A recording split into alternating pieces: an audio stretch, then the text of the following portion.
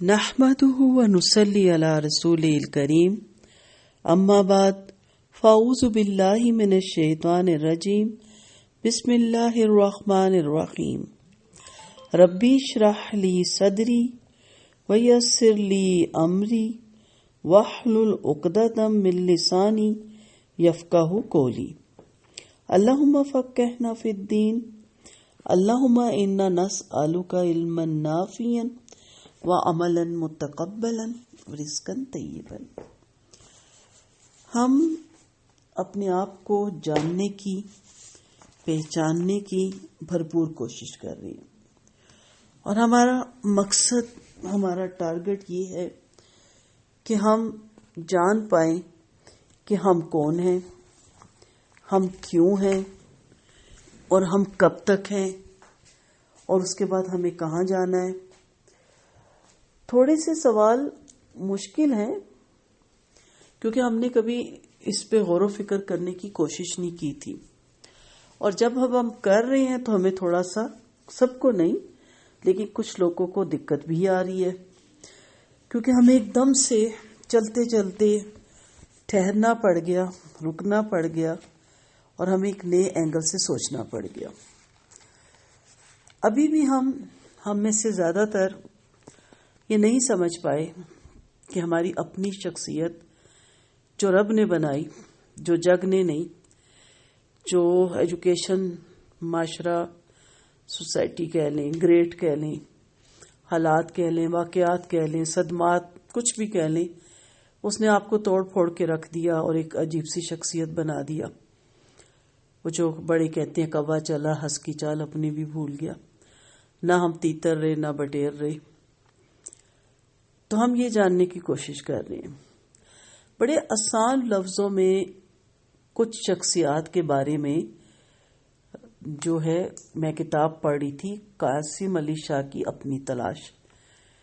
وہ اتنے اچھے طریقوں سے انہوں نے لکھی کہ بجائے یہ کہ ہم خود سے خود اپنے آپ کو ڈھونڈیں، ان کی کتاب سے فائدہ اٹھاتے ہوئے میں آپ کو اسی میں سے بتاؤں گی، اور آپ اسی کو سن کے اندازہ لگائیں گے کہ آپ ان میں سے کون ہیں اور آپ کی شخصیت کیا ہے۔ تو دیکھتے ہیں 34 صلاحیتوں کے بارے میں تفصیل سے، اور ان صلاحیتوں پہ جو دی گئی معلومات ہیں اسے غور سے پڑھیے گا، اور اس نیت سے پڑھیے گا کہ اپنا جائزہ آپ لیں گی، اور اس میں جو صلاحیتیں آپ میں ہیں انہیں کاغذ قلم پہ لکھیے گا، اور اہم نکات تحریر کرنے مت بھولیے گا۔ سب سے پہلی شخصیت جو اس میں لکھی گئی ہے، مزید کی تڑپ رکھنے والی شخصیت۔ یہ شخصیت اچیور کہلاتی ہے، اچیو کرنا۔ اس شخصیت کے حامل افراد ہر وقت کچھ نہ کچھ کرنے پر مجبور رہتے ہیں۔ وہ بیٹھتے نہیں، رکتے نہیں، ہر وقت کسی نہ کسی کام میں اپنے آپ کو انوالو رکھتے ہیں۔ انہیں ایسا لگتا ہے کہ ان کے دن کا آغاز صفر سے ہوا ہے، یعنی انہوں نے ابھی تک کچھ بھی نہیں کیا۔ وہ مطمئن ہو کے نہیں بیٹھ جاتے کہ کل کافی کر لیا تھا، آج ریسٹ کرتے ہیں۔ وہ ایک دن کو بھی ضائع نہیں کرتے، یعنی انہوں نے ابھی تک کچھ نہیں کیا، گویا وہ اپنی زندگی میں اب تک کچھ بھی حاصل نہیں کر پائے۔ چونکہ وہ کچھ حاصل کرنے کے لیے ہر وقت بےتاب رہتے ہیں، اس لیے وہ دن کے اختتام پر کوئی ٹھوس شے حاصل کرنے کے لیے تگ و دو کرتے ہیں تاکہ انہیں کامیابی کا احساس ہو اور اچھا لگے۔ ایسے افراد اپنی کامیابی کے لیے ہفتہ یا مہینے بھر انتظار نہیں کرتے، انہیں روزانہ کچھ نہ کچھ حاصل کرنا ہی ہوتا ہے۔ ایسے لوگ کتنے ہی تھکے ہوں، وہ کسی پل چین سے نہیں بیٹھ پاتے، اور تھکن کے باوجود کچھ نہ کچھ کرتے رہتے ہیں، کیونکہ اگر انہوں نے کوئی دن تھکن اتارنے میں گزار دیا تو وہ یہ محسوس کریں گے کہ انہوں نے اپنی زندگی کا ایک دن ضائع کر دیا۔ لہذا قطع نظر اس سے کہ کوئی کامیابی بڑی ہے یا چھوٹی ہے، انہیں کچھ نہ کچھ حاصل کرنا ہی ہوتا ہے۔ ان لوگوں کے اندر مزید کچھ کرنے اور مزید کچھ پانے کی آگ بھڑکتی رہتی ہے۔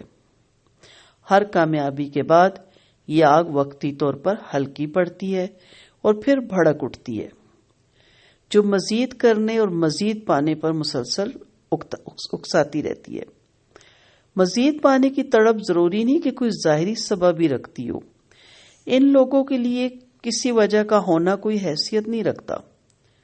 نیز یہ خواہش اکثر فوکس بھی نہیں ہوتی، جس کی وجہ سے وہ اکثر کسی ایک کام یا پروجیکٹ پر فوکس نہیں کر پاتی۔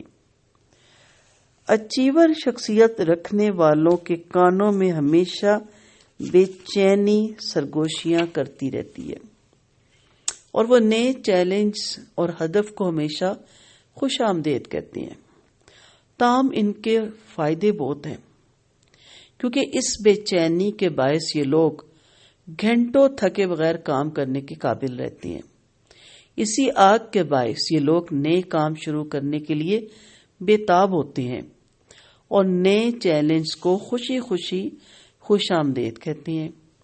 یہ شخصیت رکھنے والے فرد گویا اپنے اندر طاقت اور بہت زیادہ پاور سپلائی رکھتے ہیں، جو انہیں مسلسل توانائی فراہم کرتی رہتی ہے۔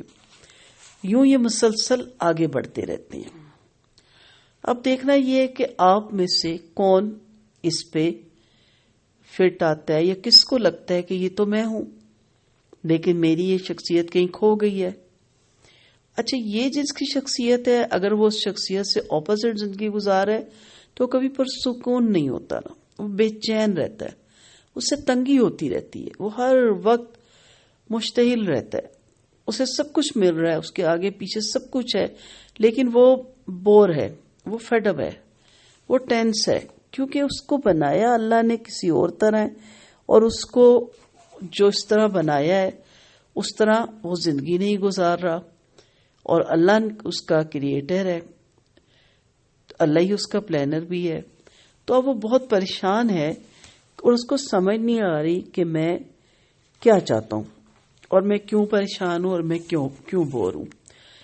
ایسی شخصیت جو ہوتی ہے اس کی مزید اس کی جو تڑپ رکھنے والے لوگ ہیں ان کے لیے چند مشورے ہیں جن پہ اگر وہ عمل کر لیں تو وہ بہت بہترین اپنے لیے بھی، اپنے ارد گرد والوں کے لیے بھی اور معاشرے کے لیے بھی ہو سکتے ہیں۔